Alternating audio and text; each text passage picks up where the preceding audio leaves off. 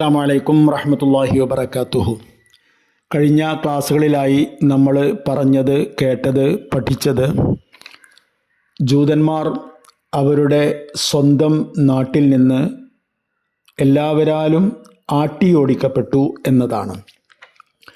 ലോകത്ത് പല സ്ഥലങ്ങളിലായി ചിന്നിച്ചിതറിപ്പോകാനുള്ള ഒരു കാരണം അടിസ്ഥാനപരമായി ഇതാണ് എന്നാണ് ചരിത്രകാരന്മാർ പറയുന്നത്. അവരവരുടെ ജീവിത പദ്ധതിയുടെ പേരിൽ അല്ലെങ്കിൽ ജീവിത മാർഗത്തിന് വേണ്ടിയുള്ള പലായനത്തിലായിരുന്നില്ല എന്നാണ് ഇവിടെ നമ്മൾ ആദ്യമായി മനസ്സിലാക്കേണ്ടത്. അതായത് മാനമര്യാദയ്ക്ക് അവർ അധ്വാനിച്ച് തങ്ങളെയും കുടുംബങ്ങളെയും പോറ്റാൻ വേണ്ടി ജീവിച്ചു പോകുന്നതിനിടയിൽ അവരെ ക്രൂരമായി ഇറക്കി വിടുകയായിരുന്നില്ല. മറിച്ച് അവരെവിടെ എത്തിപ്പെട്ടാലും അവിടെയെല്ലാം ഉള്ള പ്രാദേശികമായ വിഷയങ്ങളിൽ ഇടപെടുകയും അവിടെയുള്ള ഭരണകൂടങ്ങളെ ധിക്കരിക്കുകയും അവകാശങ്ങളും അധികാരങ്ങളും സമ്പത്തുമെല്ലാം പിടിച്ചുപറ്റി സ്വന്തമാക്കാൻ ശ്രമിക്കുകയും മറ്റുള്ളവരെ ആരെയും ഒട്ടും പരിഗണിക്കാതിരിക്കുകയും ചെയ്യുന്ന ആ സ്വഭാവം കാരണം അവരെ എല്ലാവരും ആട്ടിവിടുകയായിരുന്നു എന്നതാണ് സത്യം. കഴിഞ്ഞ അധ്യായത്തിൽ നമ്മൾ പറഞ്ഞതിൽ നിന്ന് നമുക്ക് മനസ്സിലായി, അവരെ ഏറ്റവും അധികം വേദനിപ്പിച്ചത് അല്ലെങ്കിൽ വേട്ടയാടിയത് സത്യത്തിൽ റോമാ സാമ്രാജ്യം തന്നെയായിരുന്നു, ക്രൈസ്തവ സമൂഹം തന്നെയായിരുന്നു എന്നാണ്. ക്രൈസ്തവത ഉണ്ടായ കാലം മുതൽ ജൂതന്മാരുമായി എക്കാലവും ശത്രുതയിലായിരുന്നു.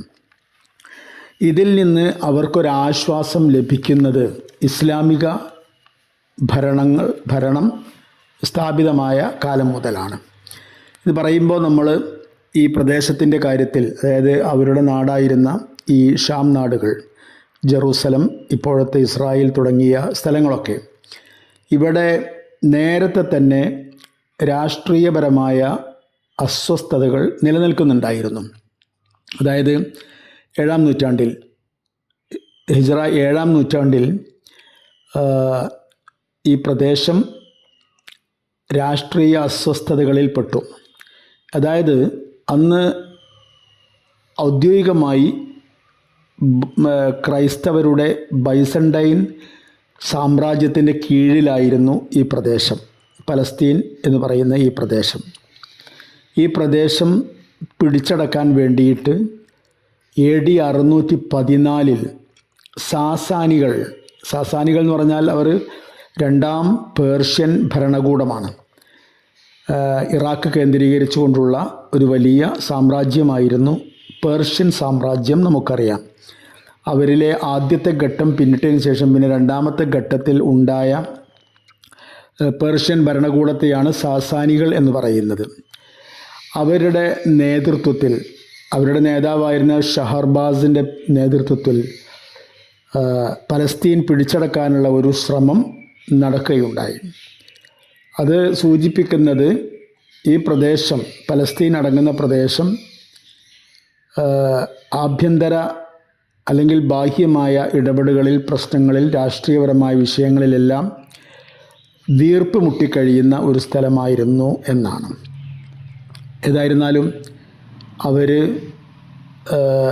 ആ പ്രദേശം ഭാഗികമായി പിടിച്ചെടുക്കുകയും മാത്രമല്ല ഖുദ്സ് നഗരം കൊള്ളയടിക്കുകയും ചെയ്തു. ഖുദ്സ് നഗരം എന്ന് പറയുന്നത് നമുക്കെല്ലാവർക്കും മനസ്സിലാക്കാൻ കഴിയും, അത് മതത്തിൻ്റെയും പ്രവാചകന്മാരുടെയും എല്ലാം കേന്ദ്രഭൂമിയായിരുന്നു. അതുകൊണ്ട് തന്നെ അവിടെ വില പിടിച്ച പലതും ഉണ്ടായിരുന്നു. നിർമ്മിതികൾ മാത്രമല്ല, സമ്പാദ്യങ്ങൾ, സൂക്ഷിപ്പുകൾ തുടങ്ങിയതൊക്കെ ഉണ്ടായിരുന്നു. അതോടൊപ്പം തന്നെ വളരെ സമൃദ്ധമായ, സമ്പന്നമായ പ്രദേശവുമായിരുന്നു അത്. പിന്നീട് ഈ യുദ്ധങ്ങളിലും കലാപങ്ങളിലും പെട്ടപ്പോഴാണ് ഇതെല്ലാം ഉപയോഗശൂന്യമായി മാറിയത്. ഏതായിരുന്നാലും സാസാനികൾ ഈ പ്രദേശം ഭാഗികമായി പിടിച്ചെടുത്തു. മാത്രമല്ല അവർ ഖുദ്സ് കൊള്ളയടിക്കുകയും ചെയ്തു. ഇങ്ങനെ ഒരു ആമുഖത്തിൽ നിന്നാണ് നമുക്ക് ഖുദ്സിലേക്കുള്ള ഇസ്ലാമിൻ്റെ വരവ് പഠിക്കാനുള്ളത്. ആ പഠനം നമ്മൾ ആരംഭിക്കുന്നത് മഹാനായ നബി സല്ലല്ലാഹു അലൈഹി വസല്ലമ തങ്ങളുടെ വഫാത്ത് മുതലാണ്. ഹിജ്റ 11, അതായത് AD 632 മഹാനായ നബി സല്ലല്ലാഹു അലൈഹി വസല്ലം തങ്ങൾ വഫാത്തായി. പിന്നെ നബിയുടെ പ്രതിനിധിയായി ഖലീഫയായി അധികാരത്തിൽ വന്നത് മഹാനായ അബൂബക്കർ റളിയല്ലാഹു അൻഹു ആയിരുന്നു. അബൂബക്കർ റളിയല്ലാഹു അൻഹു അധികാരത്തിൽ ഏറ്റെടുത്ത അല്ലെങ്കിൽ അധികാരത്തിലേക്ക് വന്ന ആദ്യ നാളുകളിൽ തന്നെ ശക്തമായ ആഭ്യന്തര പ്രശ്നങ്ങൾ തലപൊക്കുകയുണ്ടായി. മറ്റൊന്നുമായിരുന്നില്ല, ഈ ഇസ്ലാമിനെ അംഗീകരിക്കുന്നതിനും ഇസ്ലാമിലെ കർമ്മങ്ങൾ, നിസ്കാരം, നോമ്പ് തുടങ്ങിയ കർമ്മങ്ങൾ അനുഷ്ഠിക്കുന്നതിലും ഒന്നും യാതൊരു പ്രയാസവുമില്ല, അതെല്ലാം ഞങ്ങൾ സർവാത്മന ചെയ്യാം. പക്ഷേ സക്കാത്ത് എന്ന സാമ്പത്തികമായ ബാധ്യത അത് നബിയുടെ കാലത്ത് നബിയുടെ കയ്യിൽ കൊടുക്കാനുള്ള ഒരു കാര്യം മാത്രമായിരുന്നു. അത് നബിയുടെ ശേഷം പിന്നെ നൽകേണ്ടതില്ല എന്ന ഒരു വിചിത്രമായ വാദം മുസ്ലിമീങ്ങൾക്കിടയിൽ തലപൊക്കുകയായിരുന്നു. അങ്ങനെ പണം കൊടുക്കേണ്ടതില്ല അല്ലെങ്കിൽ സ്വത്ത് കൊടുക്കേണ്ടതില്ല എന്ന് ഒരു വിഭാഗം വാദിക്കുമ്പോൾ സ്വാഭാവികമായും ആ വാദത്തിനാണ് ദുനിയാവിൻ്റെ സാഹചര്യത്തിൽ മേൽക്കൈ ലഭിക്കുക. ആയതുകൊണ്ട് തന്നെ പല ആൾക്കാരും അതിനോടൊപ്പം കൂടി റിദ്ദത്ത് എന്ന് പറയുന്നത് വലിയ ഒരു സംഭവമായി മാറിയത് നമ്മൾ സാധാരണ പറയാറുണ്ട്, കേൾക്കാറുണ്ട്. കുറേ ആൾക്കാർ മുർത്തദ്ദായി എന്നൊക്കെ പറയാറുണ്ട്. അങ്ങനെ ഒഴുക്കൻ മട്ടിൽ പറയാവുന്ന അത്ര ആൾ മാത്രമായിരുന്നില്ല സത്യത്തിൽ മുർത്തദ്ദായത് എന്ന് നമ്മൾ ഈ സന്ദർഭത്തിൽ തിരിച്ചറിയേണ്ടതുണ്ട്. മഹാനായ അബൂബക്കർ സിദ്ദീഖ് റളിയല്ലാഹു തആല അൻഹു നേരിട്ടത് ഏറ്റവും വലിയ പ്രശ്നമായിരുന്നു. കാരണം മക്ക, മദീന, ത്വായിഫ്, പ്രധാനമായും ഈ പ്രദേശങ്ങളല്ലാത്ത ഈ പ്രദേശങ്ങളുടെ പുറത്തുള്ള മുസ്ലിമീങ്ങൾ, അവരധികവും പുതിയ മുസ്ലിമീങ്ങളാണ്. നബി തിരുമേനി സല്ലല്ലാഹു അലൈഹി വസല്ലം തങ്ങളോടൊപ്പം ജീവിച്ച് ഒരുപാട് തർബീയത്ത് കിട്ടിയിട്ടില്ലാത്തവരാണ്. അതുകൊണ്ട് തന്നെ അവരെല്ലാം അല്ലെങ്കിൽ അധിക പേരും മുർത്തദ്ദായിപ്പോയി. അതായത് ശരിക്കും നമ്മൾ എടുത്തു കഴിഞ്ഞാൽ സത്യവിശ്വാസികളായ മുർത്തദ്ദാവാത്തവരായ ആൾക്കാരും മുർത്തദ്ദായവരും നോക്കുകയാണെങ്കിൽ ഏറ്റവും കുറഞ്ഞത് പകുതിയിലധികം പേരും മുർത്തദ്ദായവരായിരുന്നു എന്നാണ് ചരിത്രങ്ങൾ സൂചിപ്പിക്കുന്നത്. അതുകൊണ്ട് തന്നെ അബൂബക്കർ റളിയല്ലാഹു അൻഹു അനിതര സാധാരണമായ വിധത്തിലുള്ള ഒരു പോരാട്ടത്തിന് തയ്യാറെടുത്തു. അങ്ങനെ അദ്ദേഹത്തിൻ്റെ ഭരണകാലത്തിൻ്റെ ഏറ്റവും പ്രധാനപ്പെട്ട ഭാഗം, അദ്ദേഹത്തിൻ്റെ ഭരണകാലം 2 വർഷവും ഏതാനും മാസങ്ങളും മാത്രമായിരുന്നു. അപ്പോൾ അത്രയും കാലം ആ കാലത്തിൻ്റെ ഏതാണ്ട് പകുതിയിലധികം സമയവും ഈ യുദ്ധത്തിൻ്റെ മുർത്തദ്ദുകളുമായുള്ള പ്രശ്നങ്ങളിലായിരുന്നു. മാത്രമല്ല അദ്ദേഹം അതിൽ വിജയിക്കുകയും ചെയ്തു. മുർത്തദ്ദുകളെ അദ്ദേഹം അടിച്ചൊതുക്കുകയും ചെയ്തു. ഇസ്ലാമിക രാജ്യം അതിൻ്റെ ശരിയായ താളത്തിലേക്ക് അതിവേഗം തിരിച്ചു വന്നു, അൽഹംദുലില്ലാ. അത് കഴിഞ്ഞതിന് ശേഷം പിന്നെ അദ്ദേഹം ഇസ്ലാമിക സന്ദേശം ലോകത്ത് മുഴുവൻ എത്തിക്കുക എന്നതാണ് ഓരോ മുസൽമാൻ്റെയും ബാധ്യത. അതുകൊണ്ട് തന്നെ മുസൽമാന്മാരെ എല്ലാവരെയും ഭരിക്കുന്ന ഖലീഫയുടെയും ബാധ്യത അത് തന്നെയാണ്. അതുകൊണ്ട് ഈ ഇസ്ലാമിക പ്രബോധനം, പ്രചരണം എന്ന അർത്ഥത്തിൽ സമീപ പ്രദേശങ്ങളിലേക്ക് അദ്ദേഹത്തിൻ്റെ സൈന്യത്തെ അയക്കാൻ തുടങ്ങി. സൈന്യത്തെ അയക്കുന്നത് അവിടെ പിടിച്ചടക്കാൻ വേണ്ടിയല്ല, മറിച്ച് അവിടെ നിന്ന് തങ്ങളുടെ സന്ദേശം എത്തിക്കുന്നതിന് വിഘാതമായ എന്തെങ്കിലും ഉണ്ടായാൽ അതിനെ നേരിടാൻ വേണ്ടിയാണ്. അല്ലെങ്കിൽ അങ്ങനെ പ്രബോധക പ്രവർത്തകരായ സ്വഹാബിവര്യന്മാർ ഓരോ പ്രദേശങ്ങളിലെത്തുകയും അപ്പോൾ അവർക്ക് നേരെ എന്തെങ്കിലും അക്രമങ്ങളോ അനീതികളോ അധർമ്മങ്ങളോ എതിർപ്പുകളോ ഉണ്ടായാൽ അതിനെ ആയുധം കൊണ്ട് നേരിടേണ്ട സാഹചര്യം ഉണ്ടെങ്കിൽ അങ്ങനെ നേരിടാൻ വേണ്ടിയാണ്. അല്ലാതെ എല്ലാ പ്രദേശത്തേക്കും സൈന്യത്തെ അയച്ച് അവിടെ ഭീഷണിപ്പെടുത്തി അവരെ ആക്രമിച്ച് കീഴ്പ്പെടുത്തുക എന്നതല്ല ഇസ്ലാമിൻ്റെ രാഷ്ട്രീയം എന്ന് പറയുന്നത്. ഏതായിരുന്നാലും ആ അർത്ഥത്തിൽ ജസീറത്തുൽ അറബ് എന്ന് പറയുന്ന അറേബ്യൻ ഉപദ്വീപ് മുഴുവനും മഹാനായ നബി തിരുമേനി സല്ലല്ലാഹു അലൈഹി വസല്ലം തങ്ങളുടെ കാലത്ത് തന്നെ ഏതാണ്ട് ഇസ്ലാമിൽ എത്തിച്ചേർന്നിട്ടുണ്ട്. അപ്പോൾ അതുകൊണ്ട് പിന്നെ അദ്ദേഹം തൊട്ട് മുമ്പിൽ അറേബ്യയുടെ 2 അറ്റങ്ങളിലേക്ക്, അതായത് ഒന്ന് കിഴക്കേ അറ്റത്തേക്കും പടിഞ്ഞാറേ അറ്റത്തേക്കും. കിഴക്കേ അറ്റത്തുള്ളത് ഇറാഖാണ്. Iraq ഭരിച്ചുകൊണ്ടിരിക്കുന്നത് Persian സാമ്രാജ്യമാണ്. നമ്മൾ നേരത്തെ പറഞ്ഞ 2ാം പേർഷ്യൻ സാമ്രാജ്യം, അതായത് സാസാനികൾ. അവർ ആ ഭാഗത്തേക്ക് ഇസ്ലാമിക പ്രബോധനത്തിന് ഒരു സേനയെ അയച്ചു. അവർ ഇറാഖിൻ്റെ പല ഭാഗങ്ങളിലും അവരുടെ സാന്നിധ്യം അറിയിക്കുകയും ചെയ്തു. അതേപോലെ തന്നെ അതേസമയം തന്നെ പടിഞ്ഞാറോട്ടും ഒരു സേനയെ അയച്ചു. പടിഞ്ഞാറ് ഷാം നാടുകളാണ്, സിറിയ തുടങ്ങിയ പ്രദേശങ്ങളാണ്. അത് ബൈസൻ്റൈൻ ചക്രവർത്തിയുടെ കീഴിലെ പ്രദേശമാണ്. അക്കാലത്തെ 2 ഭരണാധികാരികൾ അല്ലെങ്കിൽ രണ്ട് സാമ്രാജ്യ ശക്തികൾ അവരാണ് ഈ പ്രദേശങ്ങൾ പങ്കിട്ടെടുത്തിരുന്നത് എന്ന് ചുരുക്കം. ഏതായിരുന്നാലും അങ്ങനെ ആ ഭാഗത്തേക്ക് പറഞ്ഞയച്ചു. അതിൽ പടിഞ്ഞാറ് ഭാഗത്തേക്ക് ഉള്ള സൈന്യം അവിടെ പോവുകയും അവിടെ ഇസ്ലാമിക പ്രബോധനം നടത്തി മുന്നോട്ട് പോവുകയും ചെയ്യുകയാണ്. അങ്ങനെ ചെയ്യുന്നതിൻ്റെ ഇടയിലായിരുന്നു മഹാനായ അബൂബക്കർ സിദ്ദീഖ് റളിയല്ലാഹു തആല അൻഹു ഹിജ്റ 13 വഫാത്തായത്.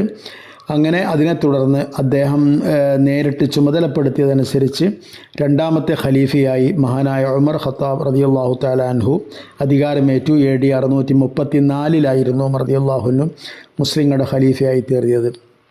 അങ്ങനെ അപ്പോഴേക്കും ഹിർക്കൽ, അക്കാലഘട്ടത്തിലെ ബൈസൻറ്റൈൻ ചക്രവർത്തി ഹിർക്കലായിരുന്നു, ഹിറാക്ലിയസ് എന്ത് ചെയ്തു? ഖുദ്സിലേക്ക് ഒരു റോമൻ സേനയെ നിയോഗിച്ചു. അവരുടെ ഉദ്ദേശം എന്തായിരുന്നു വെച്ചാൽ സാസാനികൾ പിടിച്ചടക്കിയ പ്രദേശങ്ങൾ തിരിച്ചെടുക്കുക എന്നുള്ളതായിരുന്നു. അതേസമയം അവർ സാസാനികൾ പിടിച്ചടക്കിയ സ്ഥലങ്ങൾ തിരിച്ചെടുക്കുക എന്നുള്ളത് വളരെ എളുപ്പമുള്ള കാര്യമായിരുന്നു. അത് കാരണം അത്ര വലിയൊരു അധികാരം അവർക്കുണ്ടായിരുന്നില്ല. അതേസമയം ഇറാഖിൻ്റെ ഭാഗത്തൊക്കെ അവർക്ക് വലിയ ഭൂപ്രദേശം നഷ്ടപ്പെട്ടിട്ടുണ്ടായിരുന്നു. മാത്രമല്ല അതൊക്കെ മുസ്ലിമീങ്ങളുടെ കയ്യിലാണ് എത്തിച്ചേർന്നത്. മുസ്ലിമീങ്ങൾ ഒരു വലിയ തലവേദനയായി മാറുന്നു എന്ന് ഹിറാക്ലിയസ് തിരിച്ചറിഞ്ഞൊരു സമയമായിരുന്നു. അതുകൊണ്ട് അദ്ദേഹത്തിൻ്റെ ഈ സൈനിക നീക്കത്തിൻ്റെ പ്രധാന ഉദ്ദേശം മുസ്ലിങ്ങൾ തന്നെയായിരുന്നു. അതുകൊണ്ട് അതിനെ നേരിടാൻ, ആ വെല്ലുവിളി നേരിടാൻ, അല്ലെങ്കിൽ ബൈസൻറ്റൈൻ ചക്രവർത്തിയുടെ ആ ഒരു സേനയെ നേരിടാൻ വേണ്ടി മഹാനായ ഉമർ ഖത്താബ് റളിയല്ലാഹു തആല അൻഹു ഇസ്ലാമിക സേനയെ നിയോഗിച്ചു. മഹാനായ ഖാലിദ് ബിനുൽ വലീദ് റളിയല്ലാഹു അൻഹു, അബൂ ഉബൈദ ആമിർ ബിൻ ജറാഹ് റളിയല്ലാഹു അൻഹു തുടങ്ങിയ വളരെ പ്രശസ്തരായ, വളരെ പ്രധാനികളായ സഹാബിമാരാണ് ഈ ദൗത്യങ്ങളെല്ലാം നയിച്ചിരുന്നത്. അങ്ങനെ ബൈസൻറ്റൈൻ സേനയുമായിട്ട് മുസ്ലിം സേന ഹിജ്റ 13 യർമൂക്കിൽ വെച്ച് ഏറ്റുമുട്ടി. യർമൂക്ക് യുദ്ധം അത് വളരെ ചരിത്രപ്രസിദ്ധമായൊരു യുദ്ധമാണ്. മാത്രമല്ല ആ യുദ്ധത്തിൽ വലിയ സേനയെ, അക്കാലഘട്ടത്തെ ഏറ്റവും അമ്പരപ്പിക്കുന്ന സേനയായിരുന്നു സത്യത്തിൽ ബൈസൻറ്റൈൻ സേന, റോമൻ സേന. അവരെ യർമൂക്കിൽ വെച്ച് പരാജയപ്പെടുത്തുകയും ചെയ്യുകയുണ്ടായി. അത് കഴിഞ്ഞതിന് ശേഷം ഇനി എങ്ങോട്ടാണ്, പടിഞ്ഞാറോട്ട് പോയ ആൾക്കാർ എങ്ങോട്ടാണ് പോകേണ്ടത് എന്ന ചോദ്യത്തിൻ്റെ മുമ്പിൽ രണ്ട് പ്രദേശങ്ങൾ ഉണ്ടായിരുന്നു. ഒന്ന് കൈസാരിയായിരുന്നു. അതൊരു മെഡിറ്ററേനിയൻ തീരത്തുള്ള ഒരു തീരപ്രദേശമാണ്, നഗരമാണ് കൈസാരിയ. അതേപോലെ തന്നെ ഖുദ്സുമുണ്ട്. അത് പലസ്തീനിലെ ഒരു ചരിത്ര പ്രദേശമായിരുന്നു. അപ്പോൾ കൈസാരിയയിലേക്ക് പോകണോ സൈന്യവുമായി, അല്ല ഖുദ്സിലേക്ക് പോകണോ എന്ന ഒരു കൺഫ്യൂഷൻ മഹാനായ സേനാ നായകൻ അബൂ ഉബൈദ റളിയല്ലാഹു തആല അൻഹുവിന് തോന്നി. അപ്പോൾ അദ്ദേഹം ഖലീഫയെ ആ വിവരം അറിയിച്ചു എങ്ങോട്ടാണ് പോകേണ്ടത് എന്നത്. അങ്ങനെ ഖലീഫ പറഞ്ഞു, നിങ്ങൾ ഖുദ്സിലേക്ക് പോവുക എന്ന് പറഞ്ഞു. അങ്ങനെ ഹിജ്റ 15 ഇസ്ലാമിക സേന ഖുദ്സിൽ എത്തിച്ചേരുകയായി. എത്തിച്ചേർന്നതിന് ശേഷം പിന്നെ അവിടെ നടത്തിയ ഇസ്ലാമിക സേനയുടെ മുന്നേറ്റം പൊതുവെ സമാധാനപരമായിരുന്നു എന്നാണ് ചരിത്ര വായനകളിൽ നമ്മൾ മനസ്സിലാകുന്നത്. രക്തരൂഷിതമായ ഏറ്റുമുട്ടലുകളോ യുദ്ധങ്ങളോ മറ്റൊന്നും കാര്യമായി ഈ സമയത്ത് അവിടെ ഉണ്ടായിട്ടില്ല. അങ്ങനെ അദ്ദേഹം ഉപരോധം പ്രഖ്യാപിക്കുകയാണ് ചെയ്തത്. ഉപരോധം പ്രഖ്യാപിച്ചു. ഹിജ്റ 15 ശവ്വാൽ മാസത്തിലാണ് ഈ ഉപരോധം ഉണ്ടായത് എന്നാണ്. ഉപരോധം ഏതാണ്ട് 6 മാസത്തോളം നീണ്ടിരുന്നു. അവസാനം ഈ ഉപരോധത്തെ മറികടക്കാൻ മാർഗമില്ല എന്ന് റോമൻ സേനക്ക് തോന്നി. അതുകൊണ്ട് തന്നെ അവർ അവസാനം മുസ്ലിങ്ങൾക്ക് കീഴൊതുങ്ങാൻ സ്വമേധയാ തീരുമാനിക്കുകയാണ്. അതുകൊണ്ടാണ് നമ്മൾ പറയുന്നത്, ഒരു യുദ്ധത്തിൽ അവരെ പരാജയപ്പെടുത്തി വരച്ച വരയിൽ നിർത്തി ഈ പ്രദേശം വാങ്ങുകയായിരുന്നില്ല. അങ്ങനെ പറയുന്ന ചരിത്രങ്ങളൊന്നുമില്ല. ആധികാരികവും ഔദ്യോഗികവുമായ ചരിത്രങ്ങളൊന്നും ഒരിക്കലും അങ്ങനെ പറയുന്നില്ല എന്നത് ശ്രദ്ധേയമാണ്. ഏതായിരുന്നാലും അവസാനം റോമ സാമ്രാജ്യം നഗരം മുസ്ലിമീങ്ങൾക്ക് വിട്ടുകൊടുക്കാൻ സ്വമേധയാ തീരുമാനിക്കുകയാണ്. അങ്ങനെ തീരുമാനിച്ചപ്പോൾ പക്ഷേ അവർക്ക് ഒരൊറ്റ ഉപാധി മാത്രമേ അബൂ ഉബൈദ റളിയല്ലാഹുവിന് മുമ്പിൽ വെക്കാനുണ്ടായിരുന്നുള്ളൂ. അത് ഈ നഗരത്തിൻ്റെ താക്കോൽ ഏറ്റുവാങ്ങാൻ നിങ്ങളുടെ ഖലീഫ തന്നെ നേരിട്ട് വരണം എന്നതായിരുന്നു. മഹാനായ അബൂ ഉബൈദ റളിയല്ലാഹു അൻഹു അവരുടെ ഈ ഒരു ഉപാധി മദീനയിലെത്തിച്ചു. ഉമർ റളിയല്ലാഹുവിനോട് പറഞ്ഞു. ഉമർ റളിയല്ലാഹു അൻഹു അതിന് സർവാത്മന തയ്യാറാവുകയും ചെയ്തു. ഇസ്ലാമിക ഭരണാധികാരിയാണ്, ആ കാലഘട്ടത്തിലെ ഏറ്റവും ശക്തനായ ഭരണാധികാരിയാണ്. രാഷ്ട്രീയവും സാമൂഹികവുമായ വലിയ പിൻബലം ഉണ്ടാക്കിയെടുത്തിട്ടുള്ള നീതിമാനായ ഭരണാധികാരിയാണ്. അതുകൊണ്ട് അദ്ദേഹം അവർ അങ്ങനെയാണ് ഉപാധി വെക്കുന്നത് എങ്കിൽ അവരുടെ താക്കോൽ ഇവിടെ കൊണ്ടുവന്ന് തരട്ടെ എന്ന് പറഞ്ഞില്ല. അതേപോലെ തന്നെ ഞാൻ പറയുന്ന ആളുടെ കയ്യിൽ കൊടുത്താൽ മതി എന്ന് വാശി പിടിച്ചില്ല. മറിച്ച് ശരി, എന്നാൽ നമുക്ക് പോകാമല്ലോ എന്ന് പറഞ്ഞ് വിനയാന്വിതനായി ഖലീഫ ഇത്രയും ദൂരത്തേക്ക് പുറപ്പെടുകയാണ് ചെയ്യുന്നത്. അദ്ദേഹത്തിൻ്റെ യാത്രയൊക്കെ വളരെ ചരിത്ര പ്രസിദ്ധമാണ്. അദ്ദേഹത്തിന് ആവശ്യമായ വാഹനമൊന്നും ഉണ്ടായിരുന്നില്ല. അദ്ദേഹവും ഭൃത്യനും ഒരൊറ്റ വാഹനത്തിൽ മാറി മാറി കയറിയാണ് സഞ്ചരിച്ചിരുന്നത്. ഏതായിരുന്നാലും പക്ഷേ അവരുടെ ഉപാധി അതാണ്. ആ ഉപാധി മുന്നോട്ട് വെച്ചത് അവരുടെ പാത്രിയാർക്കീസ് ആയിരുന്നു.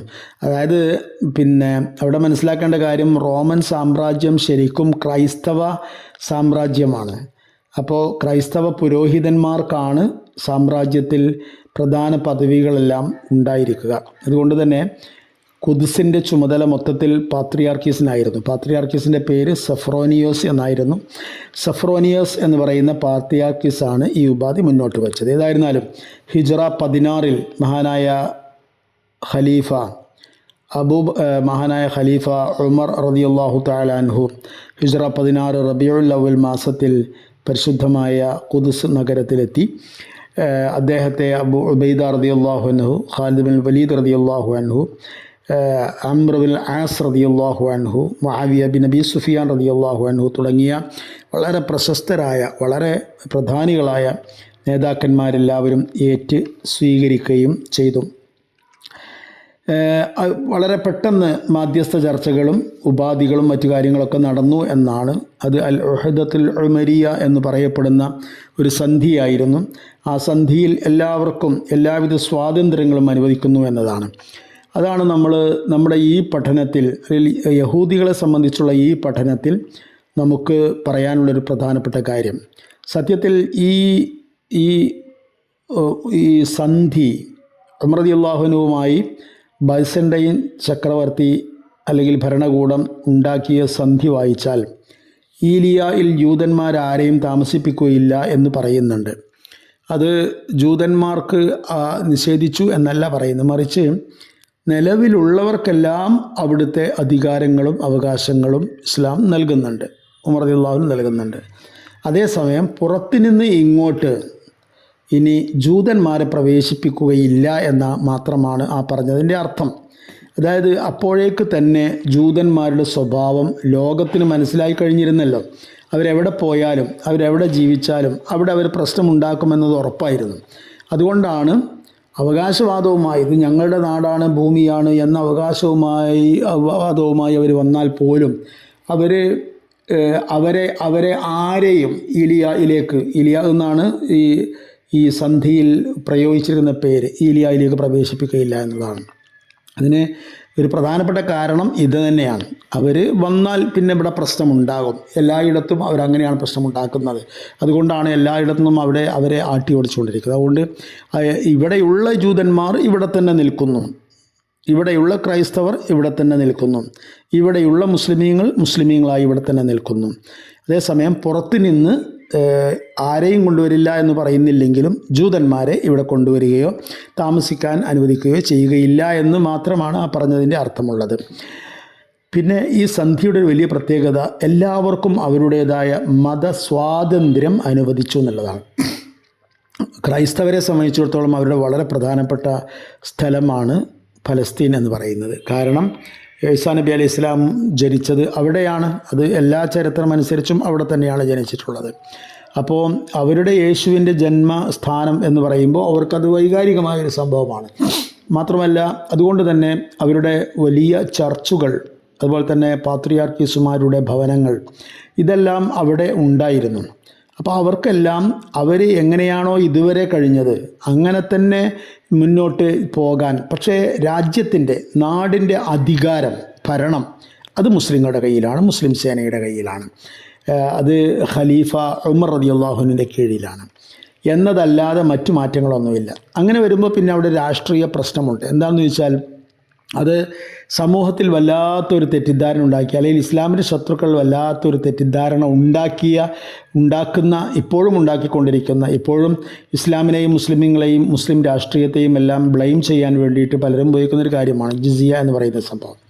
അതായത് മുസ്ലിമീങ്ങൾ അവരുടെ നാട്ടിൽ, അവർക്ക് അധികാരമുള്ള അവരുടെ നാട്ടിൽ, അവർ ഭരിച്ചുകൊണ്ടിരിക്കുന്ന അവരുടെ നാട്ടിൽ, അവിടുത്തെ മുസ്ലിമീങ്ങളുടെ ബാധ്യത എന്ന് പറഞ്ഞാൽ ഭരണാധികാരിയായ ഖലീഫ എപ്പോൾ ആവശ്യപ്പെടുന്നുവോ അപ്പോൾ അവർ ആയുധമെടുത്ത് രാജ്യത്തിന് വേണ്ടിയും മതത്തിന് വേണ്ടിയും പടപൊരുതാൻ തയ്യാറായിരിക്കണമെന്നതാണ്.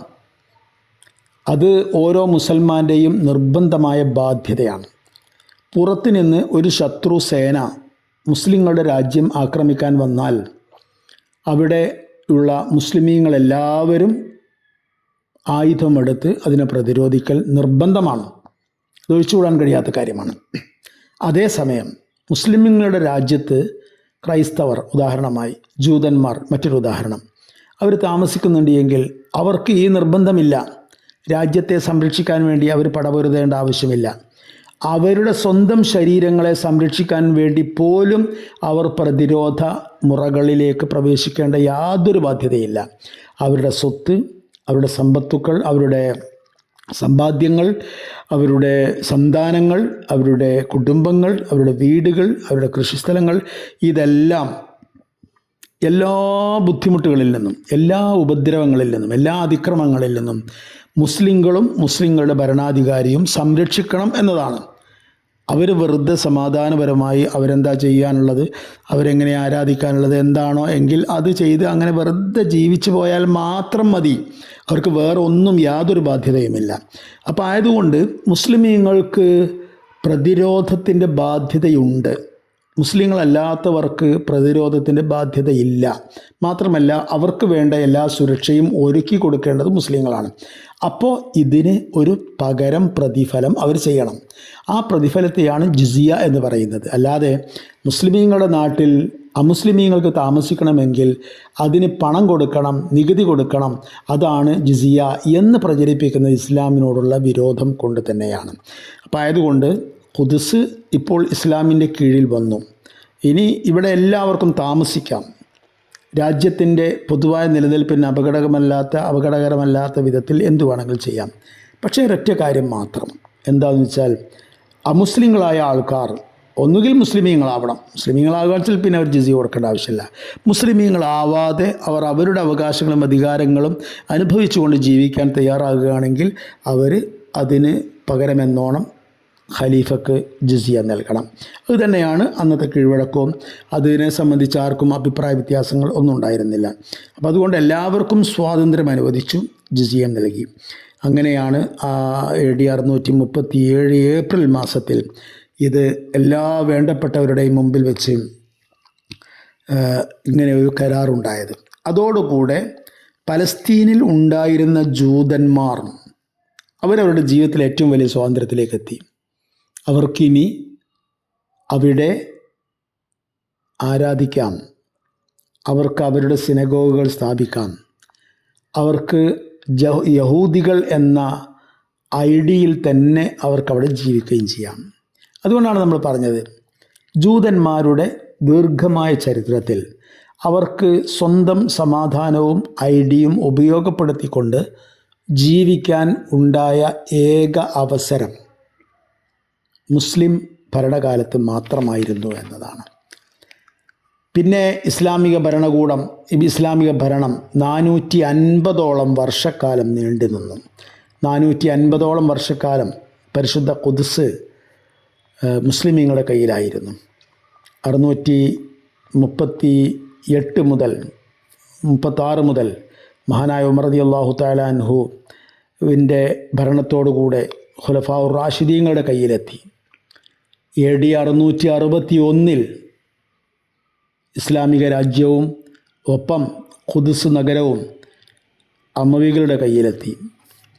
AD 750 ഇസ്ലാമിക രാജ്യത്തിൻ്റെ സിംഹാസനവും ഒപ്പം ഖുദ്സ് നഗരവും അബ്ബാസികളുടെ കരങ്ങളിലെത്തി.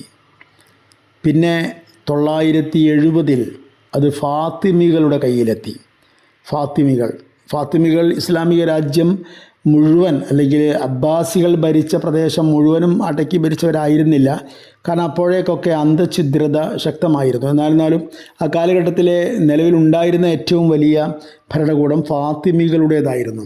അവിടെ ഏറ്റവും പ്രധാനമായി ചരിത്രം അടിവരയിടുന്ന ഒരു കാര്യമുണ്ട്. എന്താണെന്ന് ചോദിച്ചാൽ, ഫാത്തിമികളുടെ ഭരണകാലത്ത് ജൂതന്മാർക്ക് വേണ്ടി മാത്രം ജൂതനായ ഗവർണറെ വെച്ചിരുന്നു എന്നാണ്. അത്രയും വലിയ സഹിഷ്ണുതയൊന്നും ജൂതന്മാർക്ക് ലോകത്ത് മറ്റൊരു ജനതയും വകവെച്ച് കൊടുത്തിട്ടില്ല എന്നത് ഒന്നുകൂടി ആവർത്തിച്ച് നാം പറയേണ്ട കാര്യമാണ്. പിന്നീട് ഫാത്തിമകൾക്ക് ശേഷം പിന്നെ ചെറിയ ചെറിയ ഭരണകൂടങ്ങളായി ഡമാസ്കസ് മാത്രം ഭരിച്ചിരുന്ന, അതിൻ്റെ കീഴിലുള്ള പ്രദേശമായി ഖുദ്സ് മാറിയ കാലമുണ്ടായി. അയ്യൂബികൾ, അതുപോലെ തന്നെ അങ്ങനെ ഒരുപാട് ചെറിയ ചെറിയ ഭരണകൂടങ്ങളൊക്കെ വന്നു. അവിടെയൊക്കെ തന്നെയും ഖുദ്സ് നഗരം അതിൻ്റെ പരിശുദ്ധിയോടുകൂടെ, അതിൻ്റെ അഭിമാനത്തോടുകൂടെ, അതിൻ്റെ നിലയോടുകൂടെയും വിലയോടുകൂടെയും പരിപാലിച്ചത്, നോക്കിയത് മുസ്ലിം ഭരണകൂടങ്ങളായിരുന്നു എന്നാണ്. ആ അവസ്ഥ പിന്നെ മാറ്റം വന്നത് എപ്പോഴാണ്, അതും കൂടി നമ്മൾ പറയേണ്ടതുണ്ട്. ഖുദ്സിൽ ജൂതന്മാർക്ക് മുമ്പിൽ 450ഓളം വർഷം എല്ലാ സ്വാതന്ത്ര്യത്തിൻ്റെയും വാതിലുകൾ തുറന്നിട്ടത് മുസ്ലിങ്ങളായിരുന്നു. ആര് പറഞ്ഞാലും ആരെതിർത്താലും നമുക്ക് തെളിയിക്കാൻ കഴിയുന്ന അഭിമാനകരമായ ഒരവകാശം തന്നെയാണത്.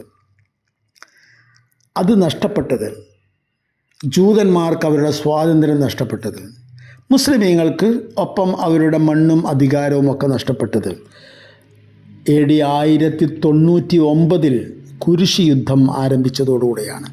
നോക്കൂ, അപ്പോൾ ഈ സമാധാനത്തെ ഭഞ്ജിക്കുന്നത് കുരിശ് യുദ്ധമാണ്.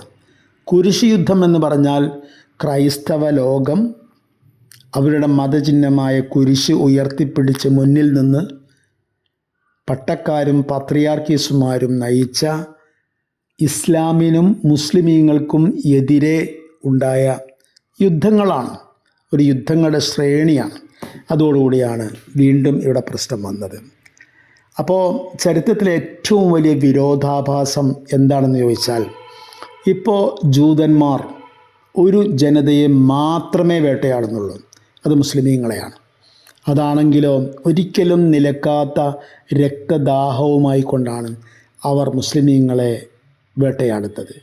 സത്യത്തിൽ അവർക്ക് എന്നെങ്കിലും മതപരമായ അസ്തിത്വം വകവെച്ച് കൊടുക്കുകയോ സ്വാതന്ത്ര്യം നൽകുകയോ ചെയ്തിട്ടുണ്ടെങ്കിൽ അത് മുസ്ലിമീങ്ങൾ മാത്രമായിരുന്നു. അതാണ് ഏറ്റവും വലിയ വിരോധാഭാസം. ഒന്ന്. രണ്ടാമത്തെ ഒരു വിരോധാഭാസമുണ്ട്. ലോകത്തിൻ്റെ ചരിത്രത്തിൽ ഏറ്റവും അധികം ജൂതന്മാരെ വേട്ടയാടിയത് ഹിറ്റ്ലർ തുടങ്ങിയ ആൾക്കാരൊക്കെ ഉണ്ട്, അതൊക്കെ ഒറ്റ സംഭവമാണ്. അതേസമയം നിരന്തരമായി അവരെ വേട്ടയാടിയത്, അവരെ ആട്ടിയോടിച്ചത്, സ്വന്തം നാടിൽ നിന്ന് പോലും പുറത്താക്കിയത് ക്രൈസ്തവ സമൂഹമായിരുന്നു. ആ ക്രൈസ്തവ സമൂഹം അവരുമായി ചങ്ങാത്തത്തിലാണ്. അത് രണ്ടാമത്തെ അത്ഭുതം. ഇനി പറയാനുള്ള അധ്യായങ്ങൾ പറയുമ്പോൾ ഇതേ അത്ഭുതം വീണ്ടും വീണ്ടും നമ്മൾ കാണും, കേൾക്കും. ഇൻഷാ അല്ലാഹ്. അള്ളാഹു തൗഫീഖ് ചെയ്യുമാറാവട്ടെ. വസ്സലാമു അലൈക്കും വറഹ്മത്തുള്ളാഹി വബറകാതുഹു.